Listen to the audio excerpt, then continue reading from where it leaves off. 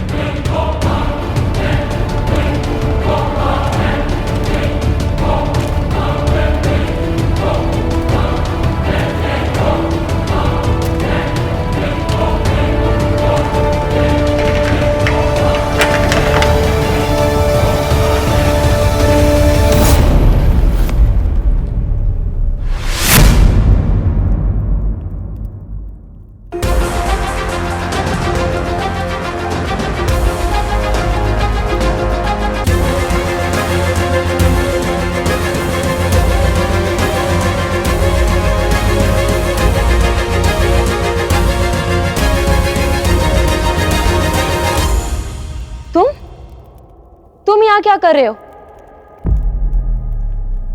वही प्रश्न मैं आपसे पूछना चाहता हूँ राजकुमारी जी कि आप यहाँ क्या कर रही हैं? मेरे विचार से मुझे कहीं भी जाने के लिए तुम्हारी अनुमति की कोई आवश्यकता नहीं, समझे सैनिक? राजकुमारी जी, कहीं आपके कहने का अर्थ ये तो नहीं कि अपने भव्य महल के भव्य कक्ष और उसमें मिलने वाली सारी सुख सुविधाओं से बढ़कर आपको ये यहाँ एक साधारण से आश्रम का ये साधारण कक्ष अधिक भाग्य हो? अब देखिए, यहाँ ना तो वैभव है, ना ही आपके अनुरूप बैठने उठने की व्यवस्था, तो आपके यहाँ आने का प्रयोजन? अपनी सीमा में रहो। ये मत भूलो कि तुम्हारा स्थान क्या है। मैं एक राजकुमारी हूं और तुम एक साधारण सैनिक, समझे? अपनी उंगली हटाइए राजकुमारी जी, अन्यथा। अन्यथा क्या?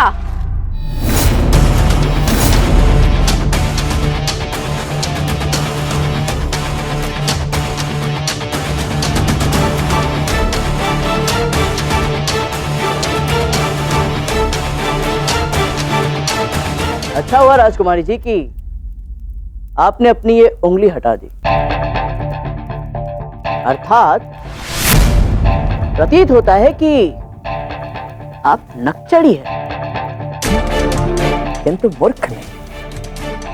अर्थात आप अपने उस मूर्ख अंबी कुमार से कहीं अधिक बुद्धिमान हैं। तुम्हारा इतना दुस्साहस मेरे होने वाले पति और अपने राजकुमार के बारे में ऐसे अपशब्द कहने की तुम्हारी हिम्मत कैसे हुई?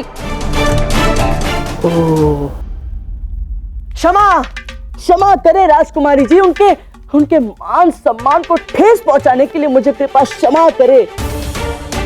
वो मुझे ऐसा लगा कि जिसे अपने ही राज्य में अपने ही मंगेतर को खोजने के लिए किसी दूसरे की सहायता की आवश्यकता पड़े, उस राजकुमार का क्या मान और क्या अपमान। पता है क्या, मेरे विचार से तुम्हें इसी आश्रम में भर्ती हो जाना चाहिए। कदाचित इन छोटे छोटे बच्चों के साथ तुम्हें भी थोड़ा शिष्टाचार आ जाएगा। शिष्टाचार? राजकुमारी जी, आप मेरे शिष्टाचार की बिल्कुल चिंता ना करें। जिस दिन आप इस राज्य की वधू बनकर आ जाएंगी तो हम सभी आपके समक्ष नतमस्तक हो जाएंगे।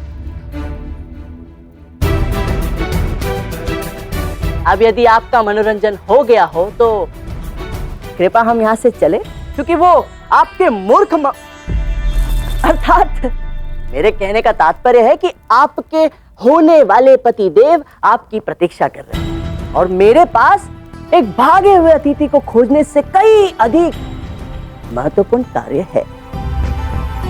तो चले राजकुमारी जी।